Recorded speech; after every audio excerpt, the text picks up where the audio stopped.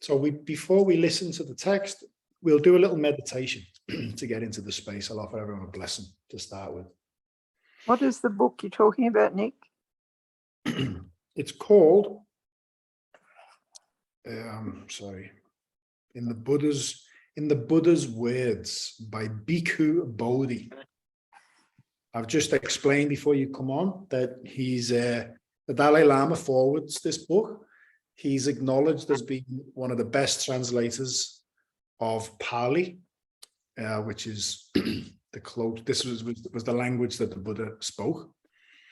So yeah, we'll get ready for this because I've actually listened to this chapter about 4 times this week. And I get a lot from it. So get a pen and pad as well. So you might get a lot of insight as you're listening to it, or you might have more questions that we can ask. Thanks, So Nick. deep breath in. Sorry, did someone go to speak then? I just said thanks. Oh, that's okay. Deep breath in. And slow exhale.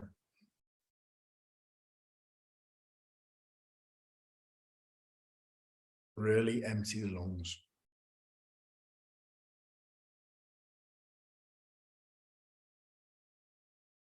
Next inhale, fill tummy, chest, whole being, and hold.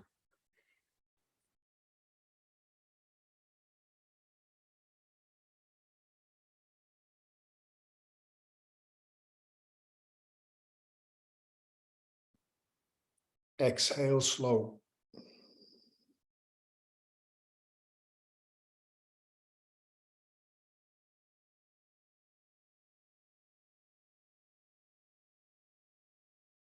Completely exhale, suck in, empty, empty, empty. As soon as you hit the bottom, slowly in, controlled. Fill your tummy, chest, whole being, hold.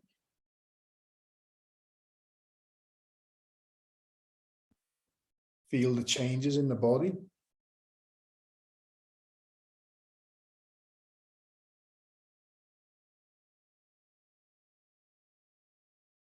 When you're ready, exhale slow, feel the body relax.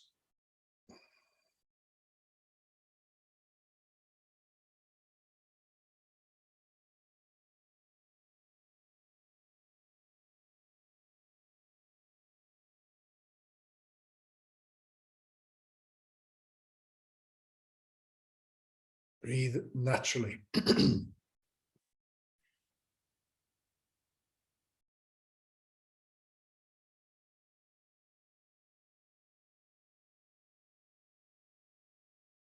With every inhale, feel the love and appreciation of all creation. Every exhale, relax, let go of time.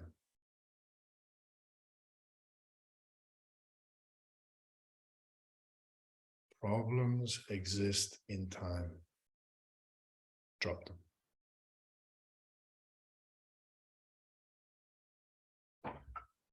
Breathe in the appreciation of the sun. The sun serves selflessly, but it appreciates everything it shines on. It's a two-way, more than a two-way system with nature. Trees serve all beings appreciate the trees. Breathe in the love of nature, the love of the present moment. Exhale, let go of everything. Let go of time. Relax.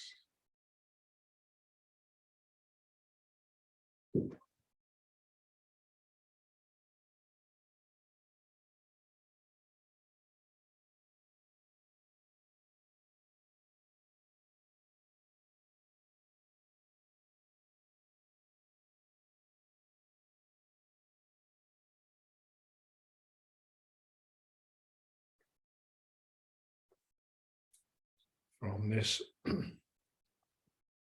space.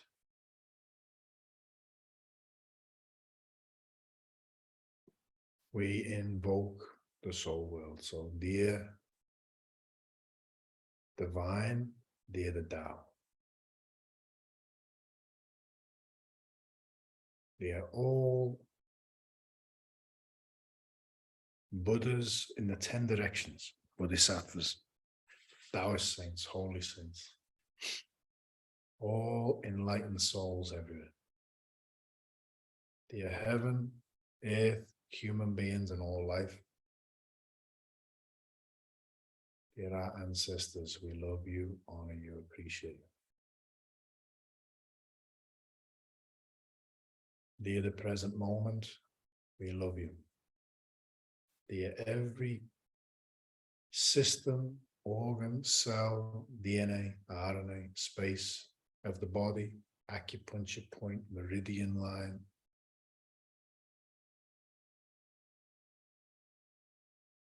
five elements. We love, honor, and appreciate you.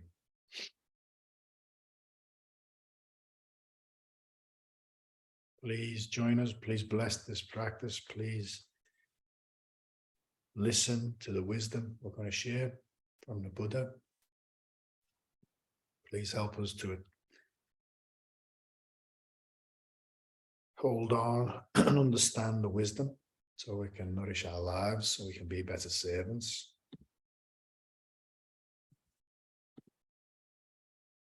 And now, just with every breath, move deeper into silence, stillness, and spaciousness. Because in the silence, stillness, and spaciousness is where the greatest qualities already exist. Light, gratitude, humility, love, service, forgiveness, compassion, flourishing, harmony, enlightenment.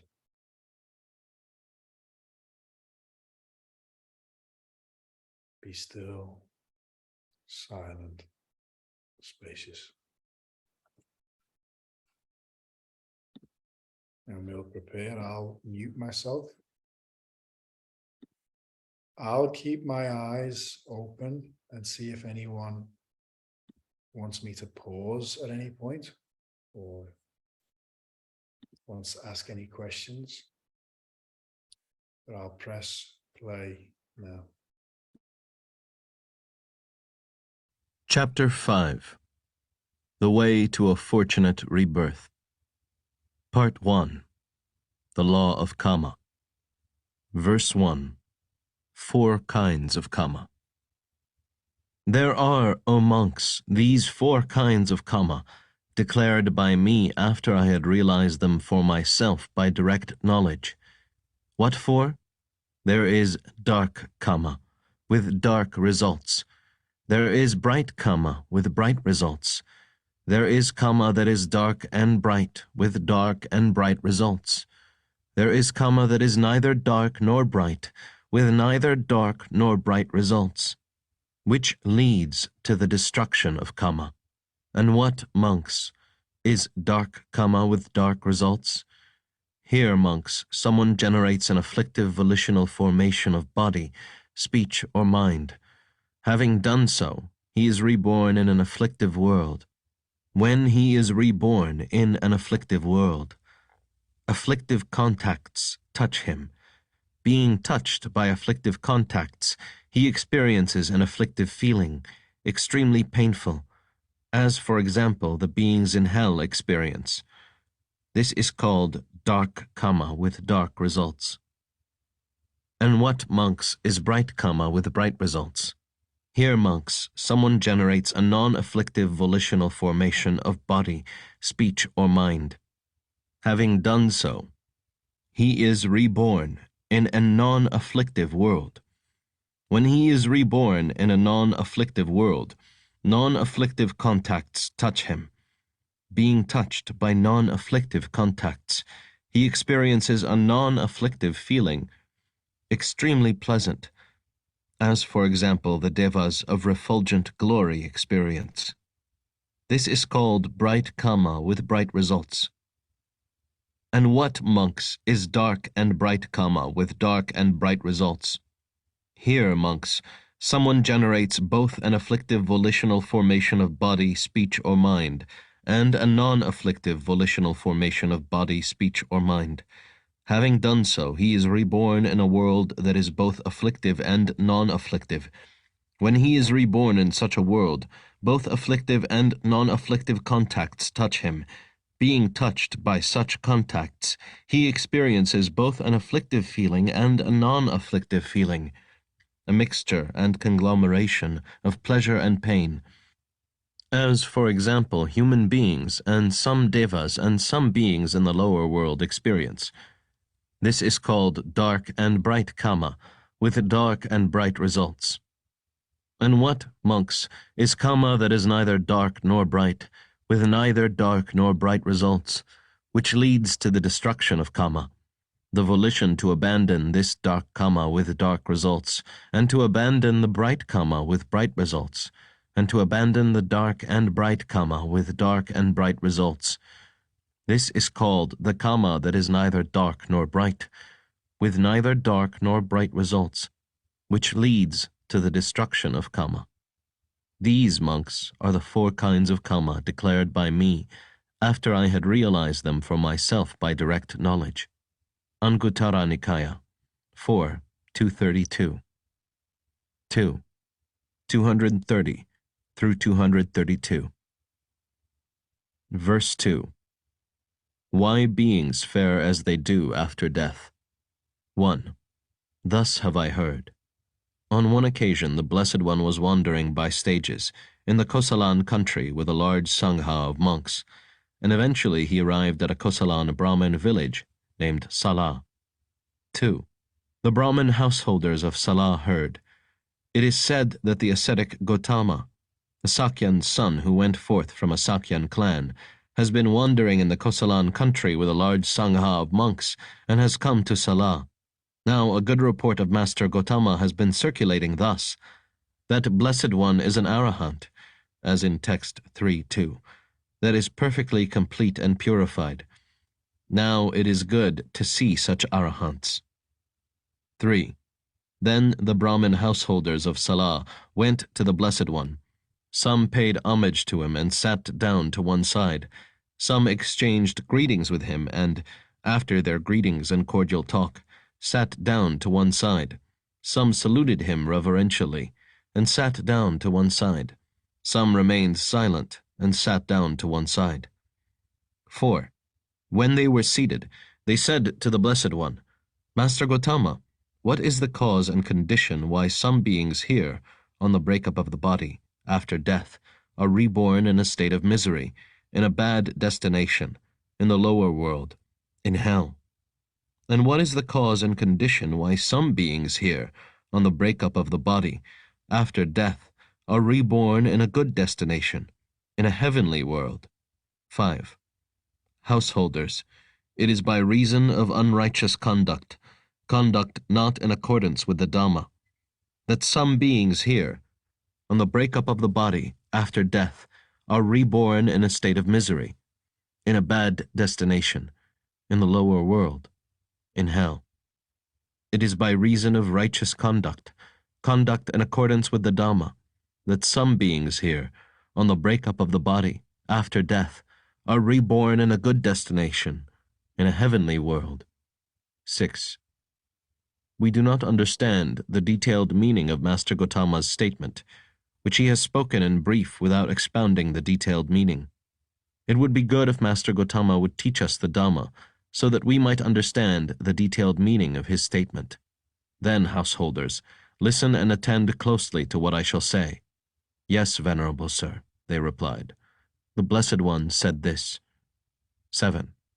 Householders, there are 3 kinds of unrighteous bodily conduct, conduct not in accordance with the Dhamma. There are 4 kinds of unrighteous verbal conduct, conduct not in accordance with the Dhamma. There are 3 kinds of unrighteous mental conduct, conduct not in accordance with the Dhamma. 8. And now, householders, are there 3 kinds of unrighteous bodily conduct, conduct not in accordance with the Dhamma? Here, someone kills living beings. He is murderous, bloody-handed, given to blows and violence, merciless to living beings. He takes what is not given. He takes by way of theft the wealth and property of others in the village or forest. He commits sexual misconduct. He has intercourse with women who are protected by their mother, father, mother and father, brother, sister, or relatives, who have a husband, who are protected by law, and even with those already engaged. That is how there are 3 kinds of unrighteous bodily conduct, conduct not in accordance with the Dhamma. 9. And how, householders, are there 4 kinds of unrighteous verbal conduct, conduct not in accordance with the Dhamma?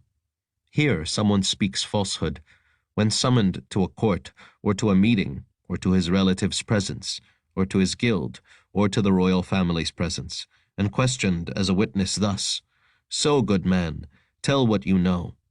Not knowing, he says, "I know," or knowing, he says, "I do not know." Not seeing, he says, "I see," or seeing, he says, "I do not see."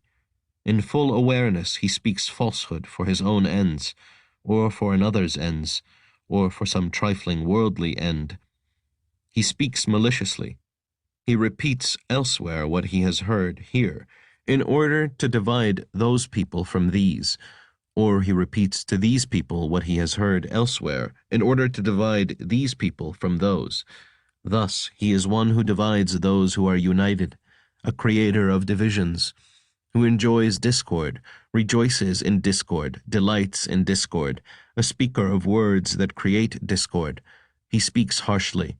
He utters such words as are rough, hard, hurtful to others, offensive to others, bordering on anger, not conducive to concentration. He engages in idle chatter. He speaks at the wrong time, speaks what is not fact, speaks what is useless, speaks contrary to the Dhamma and the discipline. At the wrong time, he speaks such words as are worthless, unreasonable, immoderate, and unbeneficial. This is how there are 4 kinds of unrighteous verbal conduct, conduct not in accordance with the Dhamma. 10. And how, householders, are there 3 kinds of unrighteous mental conduct, conduct not in accordance with the Dhamma? Here someone is covetous. He covets the wealth and property of those thus, "Oh, may what belongs to another be mine." Or he has a mind of ill will and intentions of hate thus, "May these beings be slain and slaughtered. May they be cut off, perish, or be annihilated." Or he has wrong view, distorted vision thus, "There is nothing given, nothing offered, nothing sacrificed, no fruit or result of good and bad actions, no this world, no other world, no mother, no father, no beings who are reborn spontaneously, no good and virtuous ascetics and Brahmins in the world who have themselves realized by direct knowledge and declare this world and the other world." That is how there are 3 kinds of unrighteous mental conduct, conduct not in accordance with the Dhamma. So, householders, it is by reason of such unrighteous conduct, such conduct not in accordance with the Dhamma, that some beings here on the breakup of the body after death are reborn in a state of misery, in a bad destination, in the lower world, in hell. 11. Householders, there are 3 kinds of righteous bodily conduct, conduct in accordance with the Dhamma. There are 4 kinds of righteous verbal conduct, conduct in accordance with the Dhamma. There are 3 kinds of righteous mental conduct, conduct in accordance with the Dhamma. 12. And how, householders, are there 3 kinds of righteous bodily conduct, conduct in accordance with the Dhamma? Here someone abandoning the destruction of life abstains from the destruction of life, with rod and weapon laid aside, conscientious, merciful. He dwells compassionate to all living beings, abandoning the taking of what is not given. He abstains from taking what is not given. He does not take by way of theft the wealth and property of others in the village or in the forest. Abandoning sexual misconduct, he abstains from sexual misconduct. He does not have intercourse with women who are protected by their mother, father, mother and father, brother, sister, or relatives who have a husband who are protected by law, or with those already engaged. That is how there are three kinds of righteous bodily conduct, conduct in accordance with the Dhamma. 13. And how, householders, are there four kinds of righteous verbal conduct, conduct in accordance with the Dhamma? Here, someone abandoning false speech abstains from false speech when summoned to a court or to a meeting or to his relative's presence or to his guild or to the royal family's presence, and questioned as a witness thus, "So, good man, tell what you know." Not knowing, he says, "I do not know." Or knowing, he says, "I know." Not seeing, he says, "I do not see." Or seeing, he says, "I see." He does not in full awareness speak falsehood for his own ends, or for another's ends, or for some trifling worldly end. Abandoning malicious speech, he abstains from malicious speech. He does not repeat elsewhere what he has heard here in order to divide those people from these, nor does he repeat to these people what he has heard elsewhere in order to divide these people from those.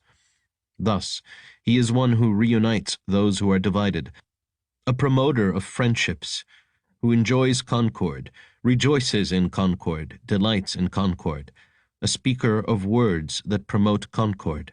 Abandoning harsh speech, he abstains from harsh speech. He speaks such words as are gentle, pleasing to the ear, and lovable, as go to the heart, are courteous, desired by many, and agreeable to many. Abandoning idle chatter, he abstains from idle chatter. He speaks at the right time, speaks what is fact, speaks on what is good, speaks on the Dhamma and the discipline. At the right time he speaks such words as are worth recording, reasonable, moderate, and beneficial. That is how there are four kinds of righteous verbal conduct, conduct in accordance with the Dhamma. 14. And how, householders, are there three kinds of righteous mental conduct, conduct in accordance with the Dhamma? Here someone is not covetous. He does not covet the wealth and property of others thus, "Oh, may what belongs to another be mine." His mind is without ill will, and he has intentions free from hate thus, "May these beings be free from enmity, affliction, and anxiety. May they live happily." He has right view, undistorted vision thus, "There is what is given and what is offered and what is sacrificed. There is fruit and result of good and bad actions. There is this world and the other world. There is mother and father. There are beings who are reborn spontaneously. There are good and virtuous ascetics and Brahmins in the world who have themselves realized by direct knowledge and declare this world and the other world." That is how there are three kinds of righteous mental conduct, conduct in accordance with the Dhamma. So, householders, it is by reason of such righteous conduct in accordance with the Dhamma, that some beings here, on the breakup of the body, after death, are reborn in a good destination, even in a heavenly world. 15. If, householders, one who observes righteous conduct in accordance with the Dhamma, should wish, "Oh, that on the breakup of the body, after death, may I be reborn in the company of well-to-do nobles," it is possible that, on the breakup of the body, after death, he will be reborn in the company of well-to-do nobles. Why is that? Because he observes righteous conduct in accordance with the Dhamma. 16 through 17. If, householders, one who observes righteous conduct in accordance with the Dhamma, should wish, "Oh, that on the breakup of the body after death, may I be reborn in the company of well-to-do Brahmins, in the company of well-to-do householders," it is possible that, on the breakup of the body after death, he will be reborn in the company of well-to-do householders. Why is that? Because he observes righteous conduct in accordance with the Dhamma. 18 through 42. If, householders, one who observes righteous conduct Conduct in accordance with the Dhamma should wish, oh, that on the breakup of the body after death, may I be reborn in the company of the Devas of the realm of the four great kings, in the company of the Tavatimsa Devas, the Yama Devas, the Tusita Devas, the Devas who delight in creating, the Devas who wield power over others' creations, the Devas of Brahma's company, the Devas of radiance, the Devas of limited radiance, the Devas of immeasurable radiance, the Devas of streaming radiance, the Devas of glory, the Devas of limited glory, the Devas of immeasurable glory, the Devas of refulgent glory, the Devas of great fruit, the Aviha Devas, the Atapa Devas, the Sudasa Devas, the Sudasi Devas, the Akanitha Devas, the Devas of the base of the infinity of space, the Devas of the base of the infinity of consciousness, the Devas of the base of nothingness, the Devas of the base of neither perception nor non-perception. It is possible that on the breakup of the body, after death, he will be reborn in the company of the Devas of the base of neither perception nor non-perception. Why is that? Because he observes righteous conduct, conduct in accordance with the Dhamma. 43. If householders, one who observes conduct in accordance with the Dhamma, righteous conduct, should wish, oh, by realizing it for myself with direct knowledge, may I, in this very life, enter upon and dwell in the liberation of mind, liberation by wisdom, that is taintless with the destruction of the taints. It is possible that by realizing it for himself with direct knowledge, in this very life he will enter upon and dwell in the liberation of mind, liberation by wisdom, that is taintless with the destruction of the taints. Why is that? Because he observes righteous conduct, conduct in accordance with the Dhamma. 44. When this was said, the Brahmin householders of Sala said to the Blessed One, Magnificent Master Gotama, magnificent Master Gotama. Master Gotama has made the Dhamma clear in many ways, as though he were turning upright what had been overthrown, revealing what was hidden, showing the way to one who was lost, or holding up a lamp in the darkness, so that those with good eyesight can see forms. We now go for refuge to Master Gotama, to the Dhamma, and to the Sangha of monks. Let Master Gotama accept us as lay followers who have gone for refuge from today until life's end. Majjhima Nikaya, 41. Salayaka Sutta, 1, 286 through 290. Verse 3. Kama and its fruits. 1. Thus have I heard. On one occasion, the Blessed One was living at Savatthi in Jeta's Grove, Anathapindika's park. 2. Then the Brahmin student Subha, Todaya's son, went to the Blessed One and exchanged greetings with him. When this courteous and amiable talk was finished, he sat down at one side and asked the Blessed One. 3. Master Gotama, why is it that human beings are seen to be inferior and superior? For people are seen to be short-lived and long-lived, sickly and healthy, ugly and beautiful, without influence and influential, poor and wealthy, low-born and high-born, stupid and wise. Why is it, Master Gotama, that human beings are seen to be inferior and superior? 4. Student, beings are owners of their actions, heirs of their actions. They originate from their actions, are bound to their actions, have their actions as their refuge. It is action that distinguishes beings as inferior and superior. I do not understand in detail the meaning of Master Gotama's statement, which he spoke in brief without expounding the meaning in detail. It would be good if Master Gotama would teach me the Dhamma, so that I might understand in detail the meaning of his statement. Then, student, listen, and attend closely to what I shall say. Yes, sir, Subha replied. The Blessed One said this. 5. Hear, student, some man or woman kills living beings and is murderous, bloody-handed, given to blows and violence, merciless to living beings.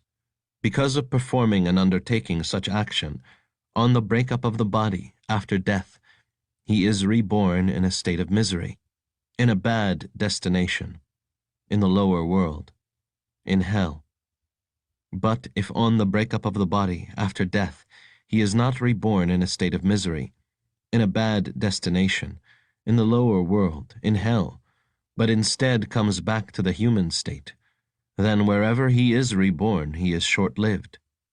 This is the way, student, that leads to short life, namely, one kills living beings and is murderous, bloody-handed, given to blows and violence, merciless to living beings. 6. But here, student, some man or woman, abandoning the destruction of life, abstains from the destruction of life, with rod and weapon laid aside, conscientious, merciful. He dwells compassionate to all living beings. Because of performing and undertaking such action, on the breakup of the body, after death, he is reborn in a good destination, in a heavenly world. But if on the breakup of the body, after death, he is not reborn in a good destination, in a heavenly world, but instead comes back to the human state, then wherever he is reborn, he is long-lived. This is the way, student, that leads to long life, namely, abandoning the destruction of life. One abstains from the destruction of life, with rod and weapon laid aside, conscientious, merciful. One dwells compassionate to all living beings. 7. Here, student, some man or woman is given to injuring beings with the hand, with a clod, with a stick, or with a knife. Because of performing and undertaking such action, on the breakup of the body after death, he is reborn in a state of misery. But if instead he comes back to the human state, then wherever he is reborn, he is sickly. This is the way, student, that leads to sickliness, namely, one is given to injuring beings with the hand, with a clod, with a stick, or with a knife. 8. But here, student, some man or woman is not given to injuring beings with the hand, with a clod, with a stick, or with a knife. Because of performing and undertaking such action, on the breakup of the body after death, he is reborn in a good destination. But if instead he comes back to the human state, then wherever he is reborn, he is healthy.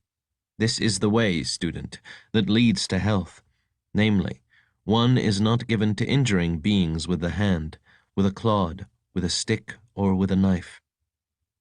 9. Here, student, some man or woman is of an angry and irritable character. Even when criticized a little, he is offended, becomes angry, hostile and resentful, and displays anger, hate, and bitterness. Because of performing and undertaking such action, he is reborn in a state of misery. But if instead he comes back to the human state, then wherever he is reborn, he is ugly. This is the way, student, that leads to ugliness. Namely, one is of an angry and irritable character, and displays anger, hate, and bitterness. 10. But here, student, some man or woman is not of an angry and irritable character.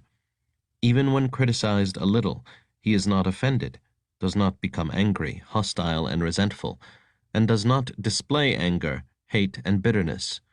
Because of performing and undertaking such action, he is reborn in a good destination. But if instead he comes back to the human state, then wherever he is reborn, he is beautiful. This is the way, student, that leads to being beautiful. Namely, one is not of an angry and irritable character, and does not display anger, hate, and bitterness. 11. Here, student, some man or woman is envious. One who envies, resents, and begrudges the gains, honor, respect, reverence, salutations, and veneration received by others. Because of performing and undertaking such action, he is reborn in a state of misery. But if instead he comes back to the human state, then wherever he is reborn, he is without influence. This is the way, student, that leads to being without influence. Namely, one is envious toward the gains, honor, respect, reverence, salutations, and veneration received by others. 12. But here, student, some man or woman is not envious. One who does not envy, resent, and begrudge the gains, honor, respect, reverence, salutations, and veneration received by others. Because of performing and undertaking such action, he is reborn in a good destination. But if instead he comes back to the human state, then wherever he is reborn, he is influential. This is the way, student, that leads to being influential. Namely, one is not envious toward the gains, honor, respect, reverence, salutations, and veneration received by others. 13. Here, student, some man or woman does not give food, drink, clothing, carriages, garlands, scents, unguents, beds, dwelling, and lamps to ascetics or Brahmins. Because of performing and undertaking such action, he is reborn in a state of misery. But if instead he comes back to the human state, then wherever he is reborn, he is poor. This is the way, student, that leads to poverty. Namely, one does not give food and lamps to ascetics or Brahmins. 14. But here, student, some man or woman gives food and lamps to ascetics or Brahmins. Because of performing and undertaking such action, he is reborn in a good destination. But if instead he comes back to the human state, then wherever he is reborn, he is wealthy.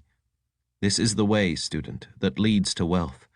Namely, one gives food and lamps to ascetics or Brahmins. 15. Here, student, some man or woman is obstinate and arrogant. He does not pay homage to one who should receive homage, does not rise up for one in whose presence he should rise up, does not offer a seat to one who deserves a seat, does not make way for one for whom he should make way, and does not honor, respect, revere, and venerate one who should be honored, respected, revered, and venerated. Because of performing and undertaking such action, he is reborn in a state of misery. But if instead he comes back to the human state, then wherever he is reborn, he is low-born. This is the way, student, that leads to low birth. Namely, one is obstinate and arrogant, and does not honor, respect, revere, and venerate one who should be honored, respected, revered, and venerated. 16. But here, student, some man or woman is not obstinate and arrogant. He pays homage to one who should receive homage, rises up for one in whose presence he should rise up, offers a seat to one who deserves a seat, makes way for one for whom he should make way, and honors, respects, reveres, and venerates one who should be honored, respected, revered, and venerated. Because of performing and undertaking such action, he is reborn in a good destination. But if instead he comes back to the human state, then wherever he is reborn, he is high-born. This is the way, student, that leads to high birth. Namely, one is not obstinate and arrogant, and honors, respects, reveres, and venerates one who should be honored, respected, revered, and venerated. 17. Here, student, some man or woman does not visit an ascetic or a Brahmin and ask, "Venerable sir, what is wholesome? What is unwholesome? What is blamable? What is blameless? What should be cultivated? What should not be cultivated? What kind of action will lead to my harm and suffering for a long time? What kind of action will lead to my welfare and happiness for a long time?" Because of performing and undertaking such action, he is reborn in a state of misery. But if instead he comes back to the human state, then wherever he is reborn, he is stupid. This is the way, student, that leads to stupidity. Namely, one does not visit an ascetic or Brahmin and ask such questions. 18. But here, student, some man or woman visits an ascetic or a Brahmin and asks, "Venerable sir, what is wholesome? What kind of action will lead to my welfare and happiness for a long time?" Because of performing and undertaking such action, he is reborn in a good destination.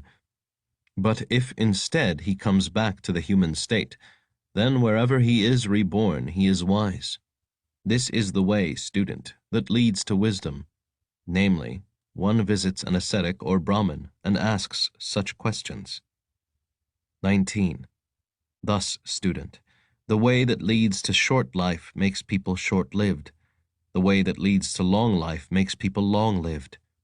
The way that leads to sickliness makes people sickly. The way that leads to health makes people healthy. The way that leads to ugliness makes people ugly. The way that leads to beauty makes people beautiful. The way that leads to being uninfluential makes people uninfluential.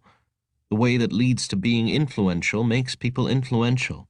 The way that leads to poverty makes people poor. The way that leads to wealth makes people wealthy. The way that leads to low birth makes people low-born. The way that leads to high birth makes people high-born. The way that leads to stupidity makes people stupid. The way that leads to wisdom makes people wise. 20. Beings are owners of their actions, heirs of their actions. They originate from their actions, are bound to their actions, have their actions as their refuge. It is action that distinguishes beings as inferior and superior. 21. When this was said, the Brahmin student Subha, Todeya's son, said to the Blessed One, "Magnificent Master Gotama! Magnificent Master Gotama!" As in preceding text. Let Master Gotama accept me as a lay follower who has gone for refuge from today until life's end. Majjhima Nikaya 135. Kula Kama Vibhanga Sutta 3, 202 through 206. Part 2. Merit, the key to good fortune. Verse 1. Meritorious deeds. Monks, do not fear meritorious deeds. This is an expression denoting happiness, what is desirable, wished for, dear and agreeable. That is, meritorious deeds. For I know full well, monks, that for a long time I experienced desirable, wished for, dear and agreeable results from often performing meritorious deeds. Having cultivated for 7 years a mind of loving kindness, for 7 eons of contraction and expansion, I did not return to this world. Whenever the eon contracted, I reached the plane of streaming radiance. And when the eon expanded, I arose in an empty divine mansion. And there I was, Brahma, the great Brahma, the unvanquished victor, the all-seeing, the all-powerful. 36 times I was Saka, ruler of the Devas, and many hundreds of times I was a wheel-turning monarch, righteous, a king of righteousness, conqueror of the 4 regions of the earth, maintaining stability in the land, in possession of the 7 treasures. What need is there to speak of mere local kingship?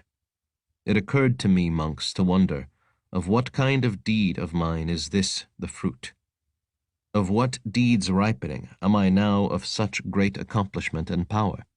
And then it occurred to me, it is the fruit of 3 kinds of deeds of mine, the ripening of 3 kinds of deeds, that I am now of such great accomplishment and power. Deeds of giving, of self-mastery, and of refraining. Itivutaka 22, 14 through 15. Verse 2. 3 bases of merit. There are, O monks, 3 ways of making merit. What 3? There are ways of making merit by giving, by moral discipline, and by the development of meditation.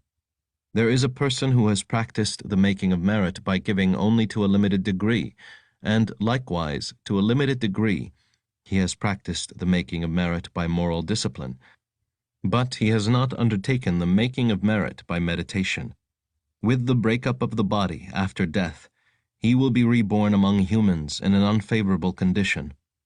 Another person has practiced the making of merit by giving, as well as by moral discipline to a high degree, but he has not undertaken the making of merit by meditation. With the breakup of the body, after death, he will be reborn among humans in a favorable condition. Or he will be reborn in the company of the devas of the 4 great kings, and there the 4 great kings, who had practiced to a very high degree the making of merit by giving and by moral discipline, surpass the devas of their realm in 10 respects, in divine lifespan, divine beauty, divine happiness, divine fame, divine power, and in divine sights, sounds, smells, tastes, and touches. Or he will be reborn in the company of the Tavatisma Devas, and there Saka, ruler of the Devas, who had practiced the making of merit by giving and by moral discipline to a very high degree, surpasses the Devas of their realm in 10 respects, in divine lifespan, divine beauty, divine happiness, divine fame, divine power, and in divine sights, sounds, smells, tastes, and touches. Similar statements are made for rebirth among the Yama Devas, Tusita Devas, the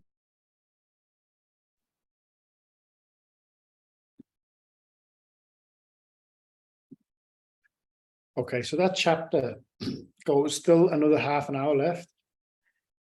And if you have any questions, you can ask them in a minute. But I've paused it there because I'll explain why in a minute.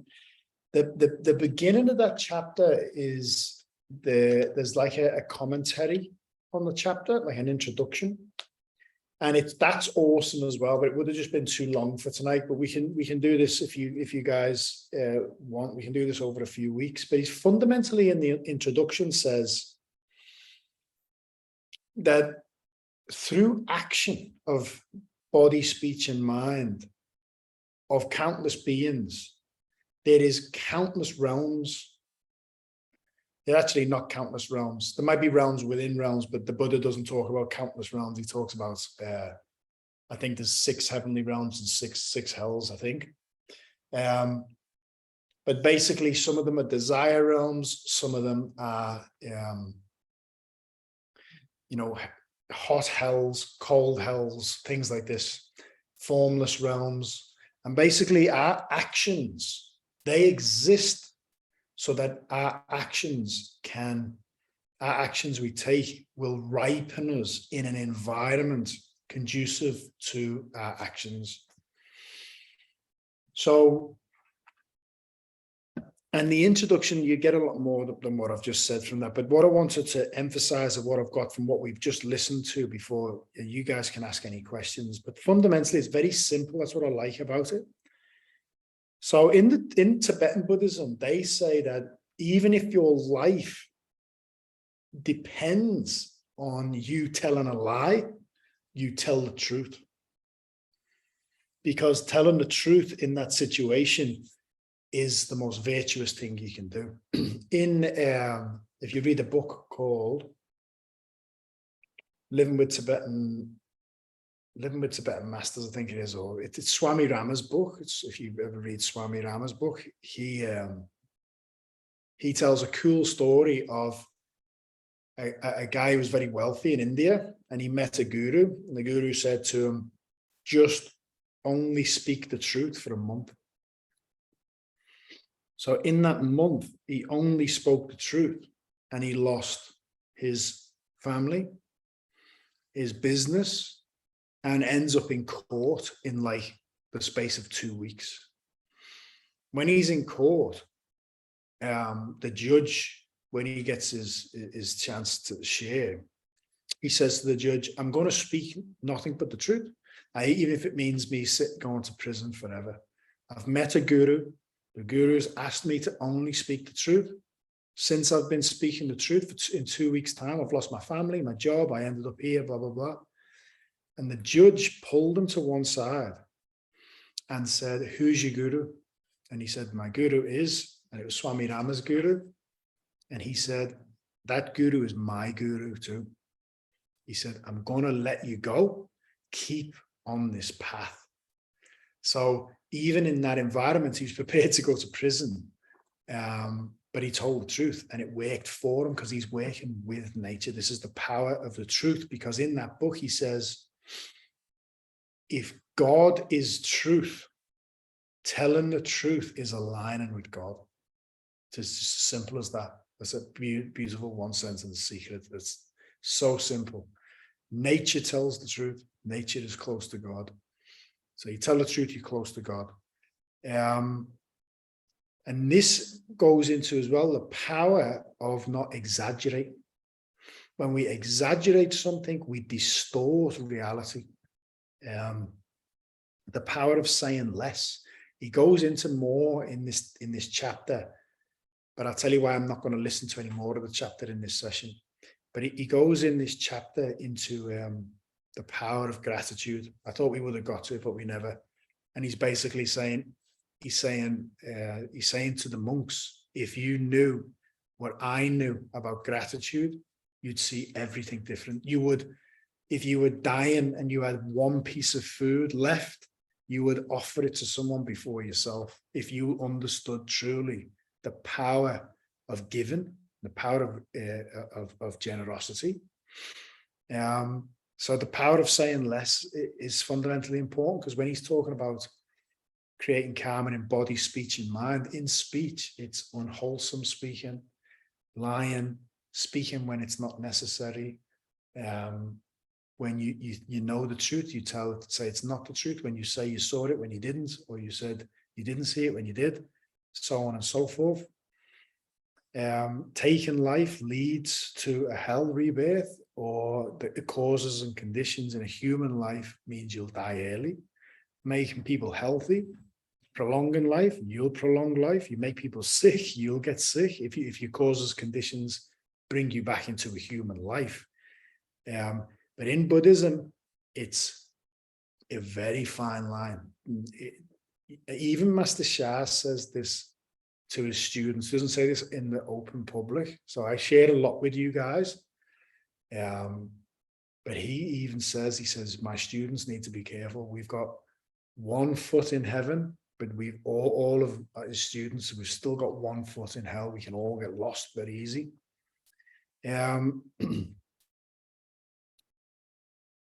Taking advantage of relationships, you'll have challenging relationships. Okay, anger leads to ugliness. Not being offended is an opposite of anger is beauty. Envy is you'll be without influence. No envy, you'll have influence. If you're stingy, you'll be poor. If you're generous, you'll be wealthy. Ego, you'll be low-born. Humble and kind, you'll be high-born. Self-centered, you'll be stupid. Ask wholesome questions, you'll be wise. But remember that in the Buddha's teachings as well, same as in Master Shah's teachings, even if your causes and conditions, and he covers the different types of karma in that chapter, we just never got to them. If your causes and conditions through your action allow you to be reborn in a high position, but in other parts of your life, you still don't have the humility in those positions to keep going further, you can abuse your power and drop down. This is why it's still all samsara, even being born in a higher realm. It's the way of the Bodhisattva, which we'll cover at some point. The way of the Bodhisattva is beautiful. It is to only want to serve others. That's it. No matter, well, on your deathbed, may I be reborn anywhere where I can find the Dharma and serve others. The reason for that is because detaching from everything is to go beyond samsara. Okay, that is nirvana, that is Tao. It is to get off the wheel of birth, old age, sickness, and death. So we are owners of our own actions. Whatever actions we take is the direction that we go into. Giving, moral discipline, and meditation. So this is why I wanted to cut it a bit short, is so we can do a practice. Because the 3 ways to gain merit he just mentioned is giving, moral discipline and meditation. I got a lot of insight into this chapter into why universal meditation is so powerful. In this chapter, he also talks about why, if a lay person who has a family and so on supports genuine Dharma practitioners in India back in the day, for example, he's talking about that time, but even in today's world, if you're helping fund genuine practitioners of the Dharma, monks that are genuinely vowing to relieve the suffering of all sentient being and dedicating their life to not having a family so that they can reach enlightenment for the benefit of all beings, that giving is carries unfathomable merit, because their intention to save all beings, for example, you're supporting that. Okay, so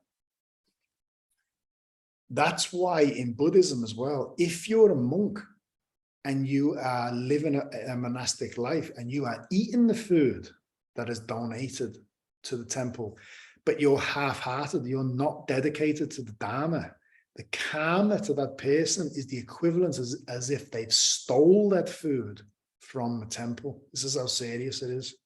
But my point is, what my insight is, when we get up in the morning and we might feel tired, but we are motivated by a vow that's bigger than ourselves, to get up and chant for all beings or meditate for the benefit of all beings. And at the end of a practice, any merit I've received, I share with all sentient beings to help relieve the suffering. That is huge.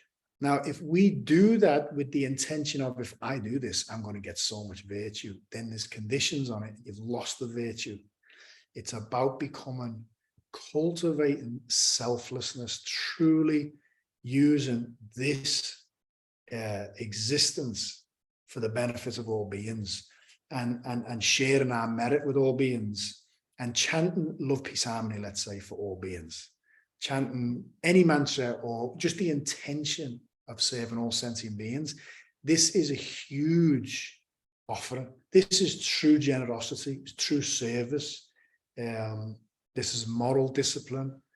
This is meditation. So we're going to do a meditation now. That's why I wanted to at least get 30 or 40, 45 minutes meditation in. But I'm going to put it over to you guys, and if there's any questions you have or any insights you wanted to share, please share them.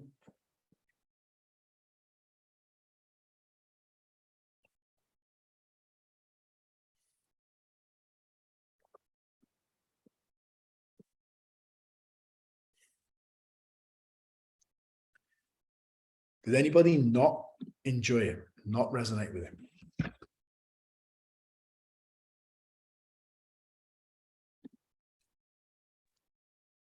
I resonated quite a lot with speaking less.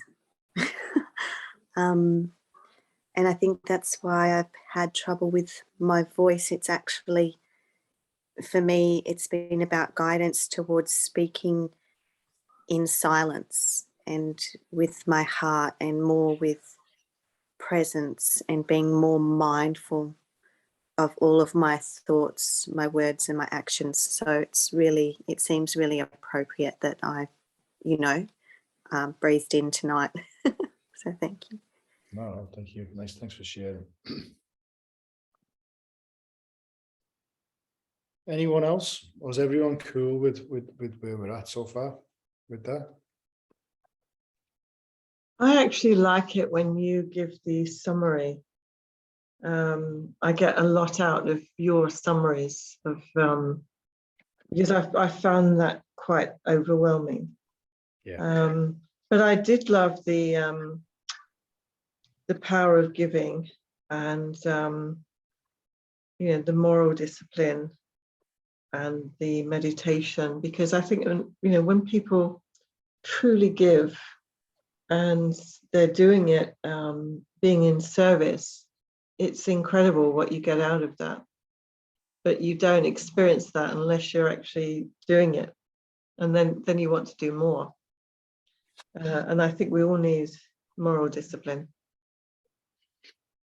I couldn't agree more. So thanks for sharing. So I'm going to read a little bit of the Tao book before we do a practice, okay? To return to Tao is the solution for healing, rejuvenation, transforming and enlightening all life. How can one apply Shen Qi Jing Hui, which is soul, heart, mind, energy, and matter joined as one, to heal all sickness?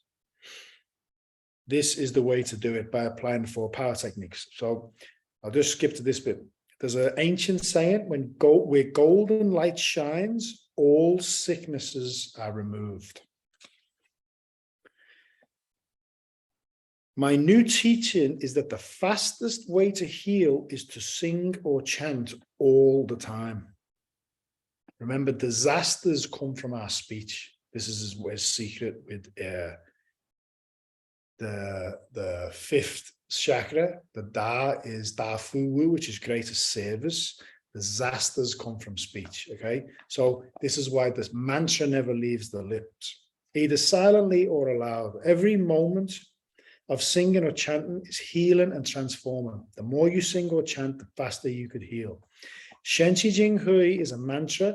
This mantra is extremely powerful beyond words and comprehension. Practice more and more. A great healing result is waiting for you. Mother Earth is in a transition period. Again, the time that we're in and the Dharma, I'm getting a lot of insights for me personally, because right now I'm actually not doing enough practice. It's the most beneficial thing that we can do for the benefit of all beings and the earth. Disasters, conflicts between nations and religions, communicable diseases and other sicknesses, war, financial challenges, all kinds of problems for humanity, Mother Earth. How can we apply Tao to save humanity, Mother Earth, at this critical historical period? All problems in humanity, Mother Earth, and all universes are due to imbalances in the separation of heaven, earth, and human beings. To help humanity, Mother Earth, and all universes rebalance and unite, I will share an extremely powerful Tao practice. This practice is so powerful that we cannot use any words and thoughts to explain or comprehend it. This Tao practice can be summarized in one sentence: Tian Di Ren Hui. It means heaven, earth, and human beings join as one. This is one of the highest philosophies of Tao. Tian Di Ren Hui is heaven, earth, and human beings returning to Tao. Remember that to return to Tao is the solution for everything in your life, in the lives of your loved ones, in the life of humanity, and the lives of all souls. In one sentence, to return to Tao is the way of all life. Spiritual practitioners throughout history often thought that philosophy is theoretical guidance, while practice is the practical exercise. They believed philosophy and practice are separate. In fact, the highest philosophy is the most powerful practice. They are the yin-yang of Tao. When you put them together, yin and yang join as one, two return to one returns to Tao. Now let me share with you how to put Tian Di Ren Hui, one of the highest philosophies in all universes, into practice. Think of that. One of the highest philosophies in all universes into practice. This is the way to do it. So we'll do it. We'll follow it. So body power, sit up straight, put the tip of your tongue as close as you can to the roof of your mouth without touching it. Put one palm on your lower abdomen and place the other palm over this hand.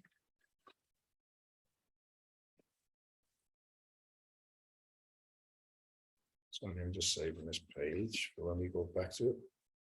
Soul power. Dear divine, dear Tao, dear saints in heaven, I am honored to invoke you to request a healing for. We're going to dedicate this to all beings. Okay, make your healing request for your body. You have a sore back, you have a relationship challenge, make a personal request. You need finances, whatever, that's fine. But we're also chanting this mantra for the benefit of all beings. I am very grateful. Mind power, visualize the Jindan golden light ball rotating counterclockwise in your lower abdomen. So imagine the Jindan in your lower abdomen. It's spinning counterclockwise as if from where we are, we're looking down at it. Okay. And then sound power is Tian Di Ren Hui. So we're going to chant this for a little bit. We're going to yin yang alternate. So we'll do loud and silent. So I'll chant. When you're ready, you can chant with me. Keep yourselves muted, otherwise it'll sound a bit distorted. Call loved ones in before we go any further. Dear soul and body of my wife and son, my mom, my dad, my brother, my sister, you name whoever you want, okay? Your partners, it might be a past trauma, okay? It might be someone that helped you in the past. It might be a potential loved one, a soulmate that you want to meet, doesn't matter. Call whoever you want in, see them. Dear soul and body of, please chant Tian Di Ren Hui with us to serve all beings. Anyone I've ever hurt or harmed, or who has hurt or harmed me, please forgive me, I forgive you. May we chant Tian Di Ren Hui and do universal service for the benefit of the whole, so we can purify our spiritual death. All spiritual fathers and mothers.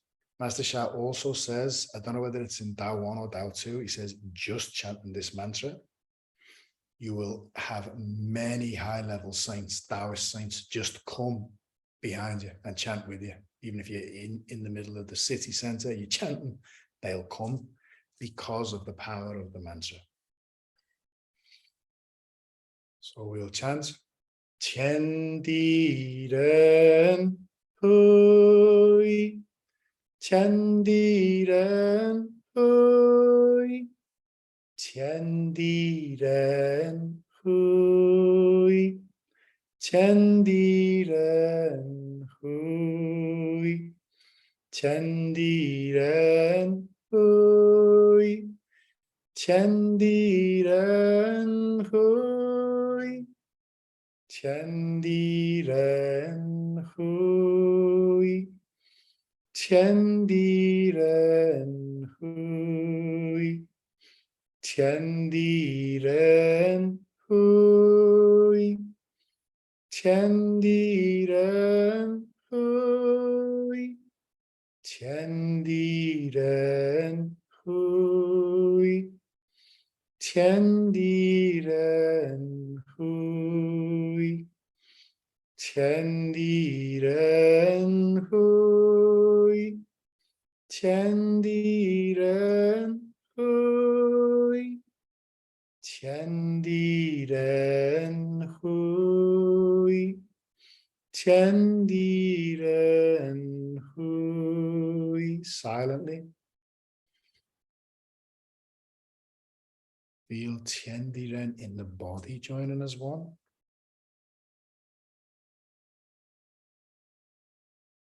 Feel the magnitude of heaven and earth and human beings joining as one with Tao.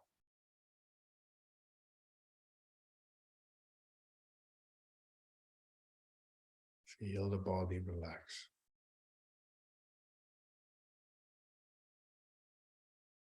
Feel selfless, 100% selfless. We're doing this for the benefit of all beings. Stay silent, but I'll chant to keep the melody going silent. Tian Di Ren Hui, Tian Di Ren Hui,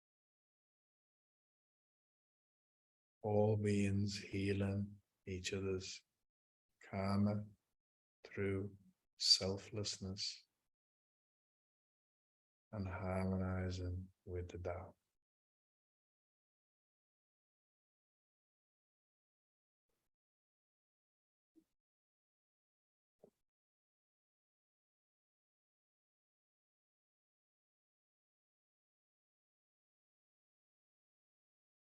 No self, just a selfless nature. No I, no me, no mine.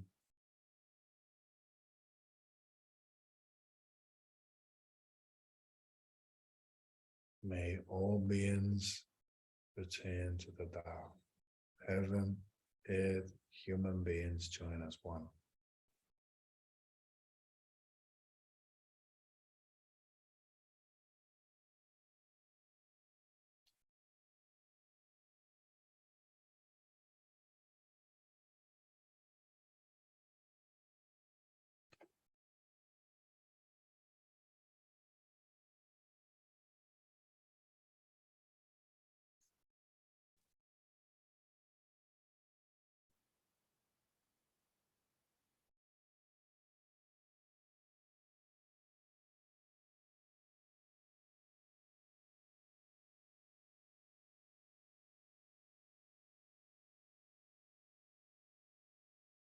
Hear my beloved soul song, soul language, any transmission I've received that wants to serve through me, anyone on the line. Everyone put your hand on the first chakra. Feel light. Blessing for the first chakra. Hey, hey, hey, hey, hey. Tagwan me, tagwan me, tagwan me. And on the second chakra. Om, om, om,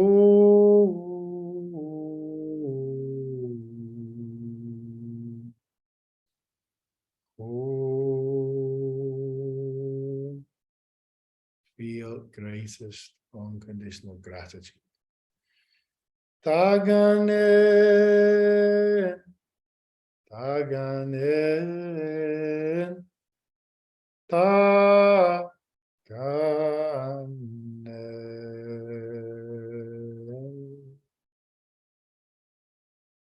Hand over your navel, humility. Feel humble. Om, om, om.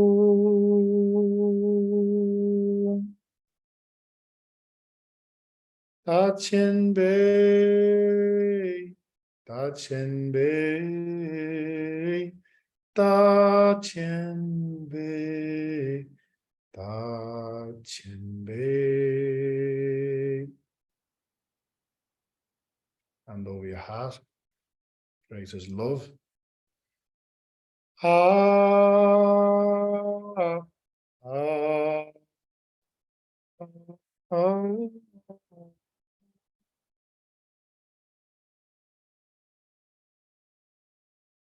Da, da, da, da,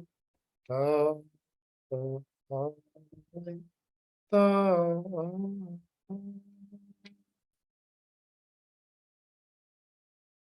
Hand over your throat. She, she, she, she, she.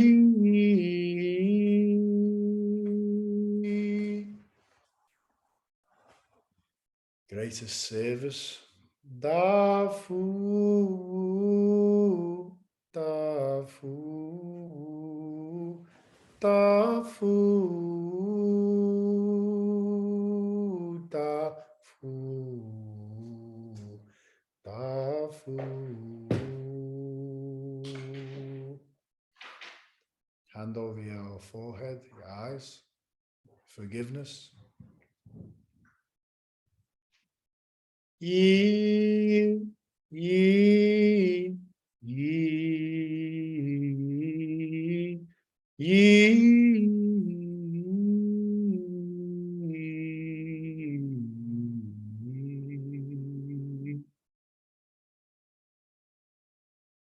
Da Quan Shu,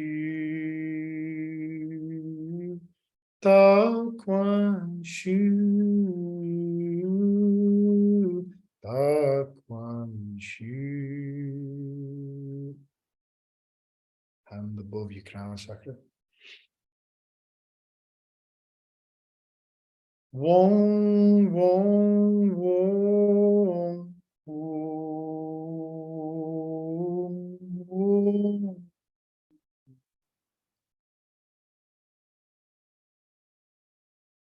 In greatest enlightenment.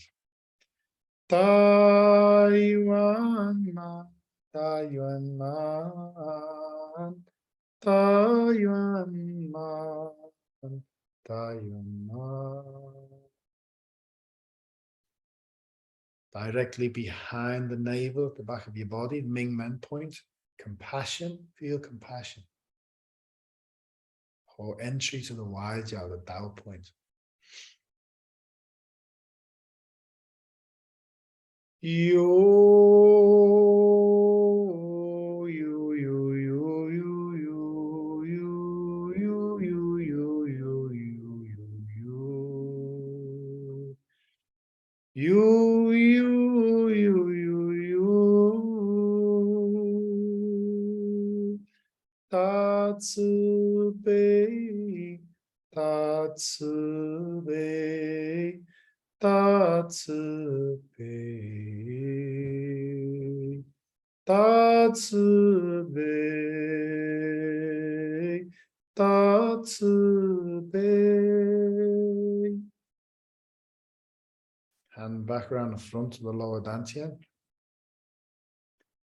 Lower dantian is Da Chang Shun, greatest flourishing. Ha, ha, ha, ha, ha, ha.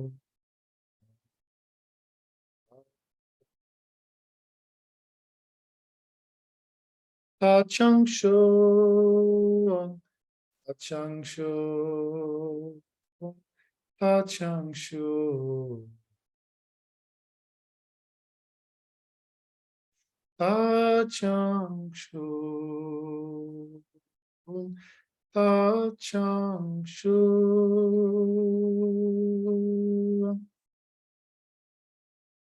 Hand over the tailbone, Kundalini, Ming Men, Snow Mountain, Golden Ain location, harmony. Feel harmonious.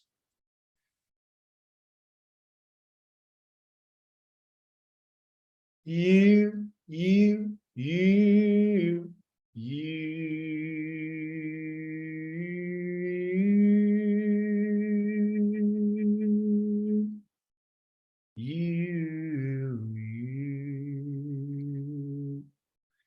Da He She,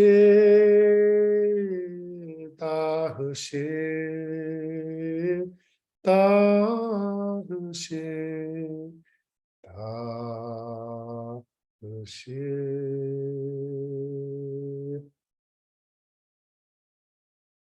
Ren Di Qian Dao Shida Hui. Human beings, Mother Earth, Heaven, Tao, Ten Da join as one. All beings Ten Da join as one with the Ten Da of the highest source. Ren Di Qian Dao Xu Da Hu.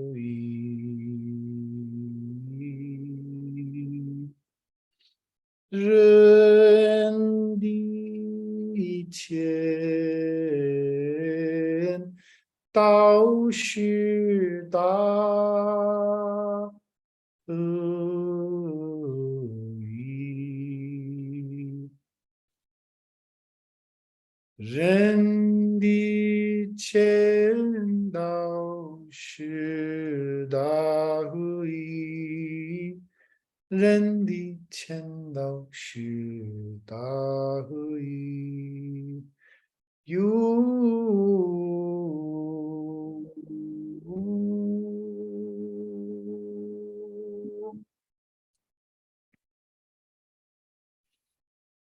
silent blessing continue. Stay with the breath, surrender, let go of everything.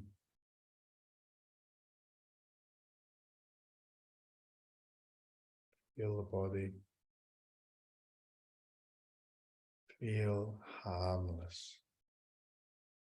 The great service to all beings is to cause no harm in our body, speech, and mind. Feel harmless, feel blameless.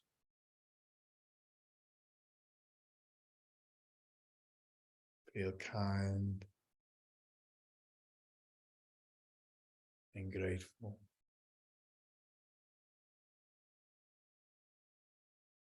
Silence, stillness, spaciousness.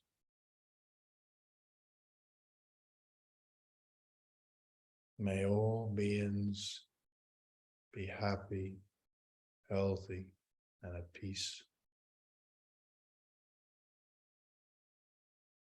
May all beings forgive each other, be free of suffering and their causes. May all beings align with the 10 qualities of the source. I love my heart and soul. I love all humanity. Join hearts and souls together to create love, peace, and harmony. God gives his heart to me. God gives his love to me. My heart melds with God's heart. My love melds with God's love. Thou gives thou's heart to me. Thou gives thou's love to me. Our hearts meld with thou's heart. Our love melds with thou's love.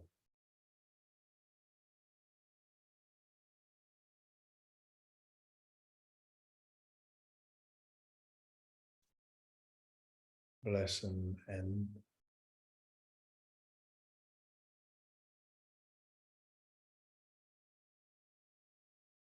see and feel your loved ones that you called. See and feel them peaceful, happy, still.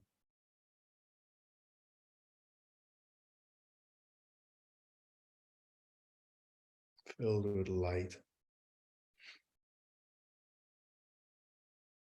Feel their forgiveness towards anyone that's hurt them and their sincerity in asking for forgiveness for their mistakes.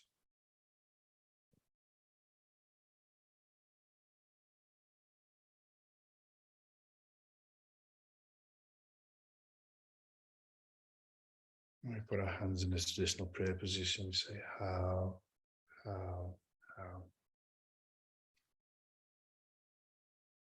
Thank you, thank you, thank you.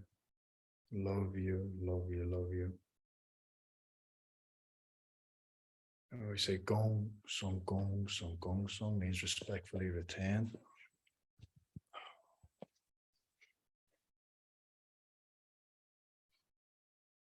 Take a few minutes as long as you want. If you want to share anything or ask anything, please feel free.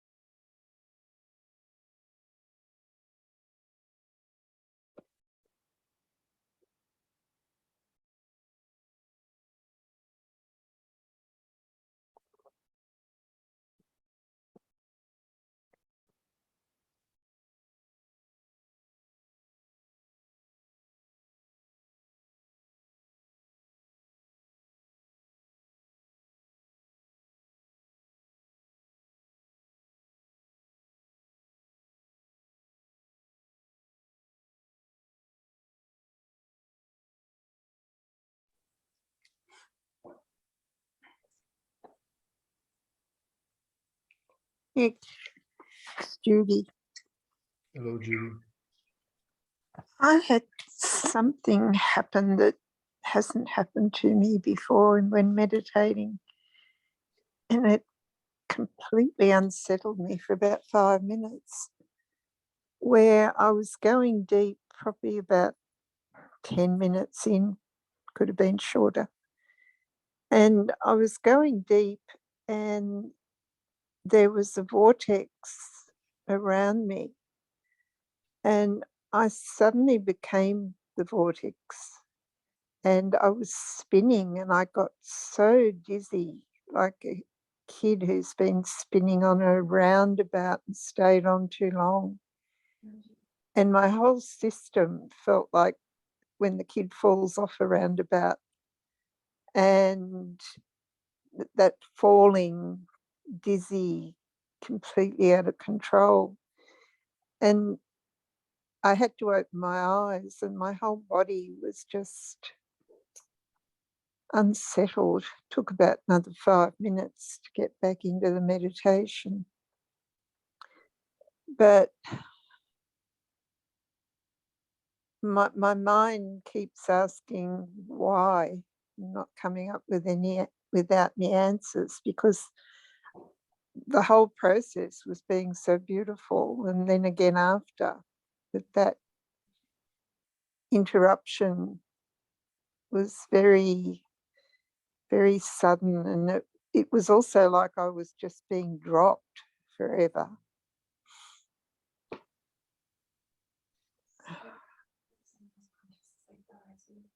Yeah, the question's just hanging there. Why did I go so out of kilter? Well, look, first, Danielle's just said that she experiences sometimes things like that with massive surges of energy. Because energy's moving, but when you were speaking, what I was getting in terms of the message was just like how the vortex, if you like, is almost like the end of you as an I, me, or mine, and the clinging onto something's wrong is the mind trying to survive. Now, it's not a good thing or a bad thing, a right thing or a wrong thing, but the mind will cling onto anything. It will need, one way it'll pull you out of it is by saying there needs to be a question answered. And it's so funny when you look at synchronicity, because I met my friend yesterday who I've known for a long time. He's a close friend, but I've only ever known him online. It's the first time I met him in person, and he brought his friend with him. And his friend was actually talking about some of the psychedelic experiences he's had through different types of psychedelics and also drugs as well. He's not like a drug taker, but he's used them in different settings and had great results from them. And he was saying that similar as what you've just said, that spiraling and that dizziness, he said he used to always fight it until, don't know whether he was an elder or somebody spiritual said to him, you never fight that, you got to surrender to that. And he said, when he tried it, he surrendered and just sort of went into the spinning. He said, it's actually a dropping of the ego. It's like your consciousness comes out of the mind. And I'm only sharing that because it's just literally a conversation I had yesterday, and then you're coming up with a similar type of experience. So take whatever you want from that. Wow, thank you. It's yeah, like I've never come out of a meditation like that before, and I've been in vortexes before, but I haven't become the vortex. And my whole body was reacting, it seemed, to becoming the vortex. Congratulations. Thank you. Thank you. Thank you.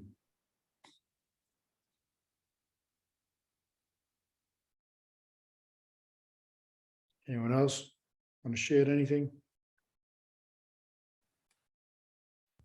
Thank you, Nick. That was beautiful. And just if I may just refer to Judy, I have had that experience not as often as I'd like, really.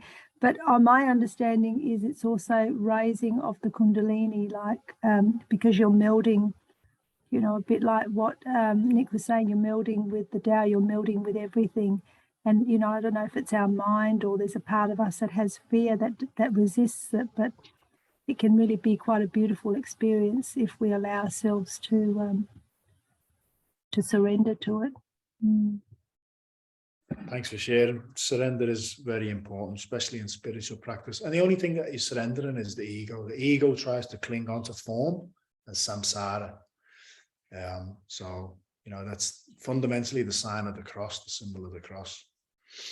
You know, by surrendering to the situation, you turn something that seems so terrible into your enlightenment. So thanks, Silvana. Yes, thank you. That, yeah, don't really want to go. It wasn't a mind experience, it was a body experience. My whole body felt like it was spinning, and almost to the point of feeling like throwing up. And I kind of couldn't surrender to it. I had to stop it. We'll try and surrender next time. Thank you, Silvana and Nick. No, it's good. I mean, it's good because something's happening. That's the main thing. You know, there's definitely movement there. Yeah, but do soul communication on it. Yeah, and strong foundation, as Danielle's just said. It is strong foundation, which that practice was fundamentally a foundation practice. But when we become more strong in our base, like my friend I've just spoke to, was sharing some of his master's teachings. And I said, what does he teach you to do? And he said, all he's taught me to do so far is anytime I see energy coming in, I just focus on it coming down and not even going anywhere, just focusing coming down. And he said he hasn't told me to bring it back up. He hasn't told me to do anything. He just told me to bring it down. And I was like, it's a great teaching. You know, it's Master Sha, Master Guo's early teachings. You know, you can never have too much energy in your foundation. And the more of a strong foundation we have, the more anchored we are. Yeah, it's like in the Buddhist analogy is like a ship. You know, the practice is the anchor. So no matter what the ocean's doing, you're solid. So yeah. Anyone else want to share anything, or should we close, or want to ask any questions or whatever?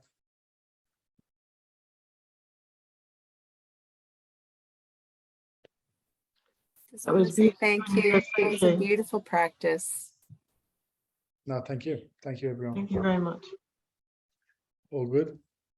I love you all. Thanks those who have been messaging me private questions. Your questions have been awesome. And feel free to ask them in the group because I think everyone will benefit from some of the questions I've been getting asked lately. But anyway, I love you all. Stop recording now.